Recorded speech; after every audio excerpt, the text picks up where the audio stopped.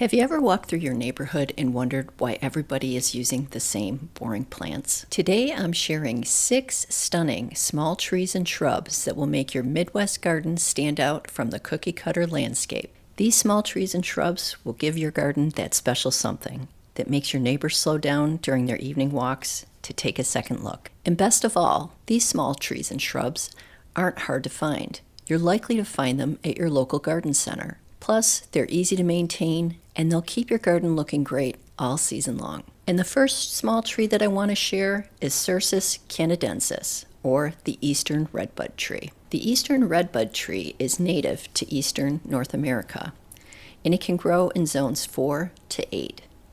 It gets to a height of 20 to 30 feet high, and the spread is 25 to 30 feet wide. It blooms in April and has a beautiful pink flower. The growing conditions are wide. It can grow from full sun to part shade, but in the natural world, it's an understory tree.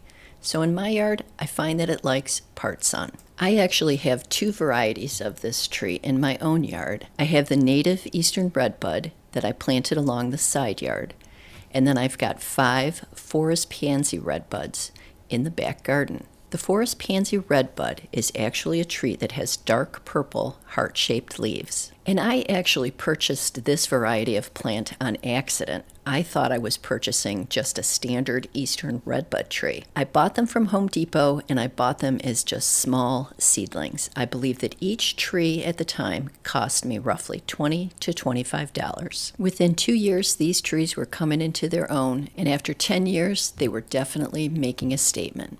I will mention that the purple color of the Forest Pansy Redbud trees definitely fade as the season progresses and the leaves get more of a green color. And in the autumn, the leaves turn a beautiful color yellow. The next shrub that I'd like to share is a standard form, Salix integra. The variety is Flamingo. This is also known as the Tricolored willow. This plant can grow in partial to full sun. It grows in zones 4 through 10. And it reaches an average height of 4 to 10 feet tall. I add it to my garden to create some vertical interest in my border, and it gets these wonderful white tips on the end of the stems in the springtime. And it's fairly easy to maintain, requiring light pruning to maintain its shape. The third shrub that I'd like to share is Physocarpus opulifolius, or Ninebark. This shrub comes in multiple different leaf colors. The one that I have in my garden is the variety Lemon Candy Ninebark, and it's got a super bright yellow leaf. Lemon Candy Ninebark grows in zones 3A to 8. In order to keep the bright yellow foliage, it prefers to be in full sun. I have this shrub pulled up on the North Carolina State Extension website just to give you an idea of the color of the leaves, as you can see here. So this is just a close-up, and it's just an incredibly bright color, this lemon candy actually is.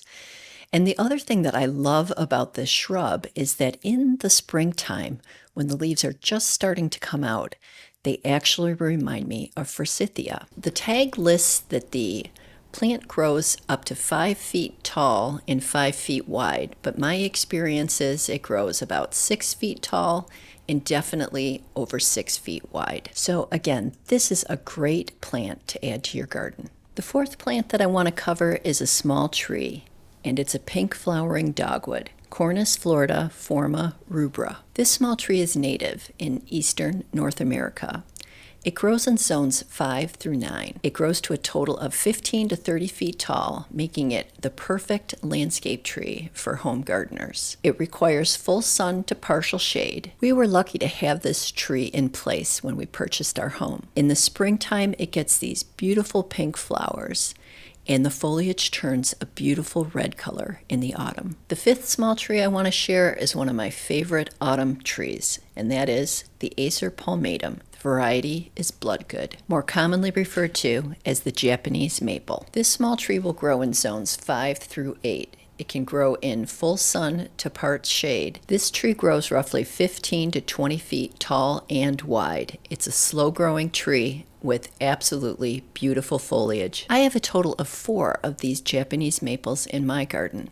The one that you see here, I actually purchased as a small sapling at the Home Depot, and I was able to snag it for a very affordable price. There's no doubt that the autumn color is what makes this tree a great addition to any small garden. In autumn, the leaves are a brilliant red color.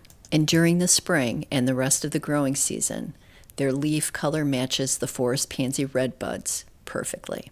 The last shrub that I want to share with you is a Viburnum, and unfortunately, I can't tell you the variety. This is one of the difficult things about purchasing plants at the local garden center sometimes. In this case, I purchased this Viburnum from Home Depot. Unfortunately, the growing tag didn't include the variety name. The best I can guess, this is a Viburnum plicatum, and this is a great plant for the garden.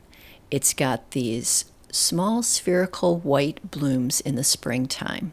The leaves are gorgeous. They remind me very much of hornbeam leaves, and they turn this beautiful color of burgundy in the autumn. This is a gorgeous shrub. There's no doubt about it that small trees and shrubs are the magic ingredients to creating a garden that provides privacy and vertical interest. As we've discussed in past videos, historic garden designers were masters at creating layers in their garden designs. They didn't focus solely on the ground level. Rather, they created layers and vertical interest. This is the difference between a garden that's ordinary and a garden that's amazing. So I hope this video encourages you to add small trees and shrubs to your garden. I'd love to know what small trees and shrubs are working best for you in your garden. Please leave me some comments below. That's it for this video. We'll see you in the next one.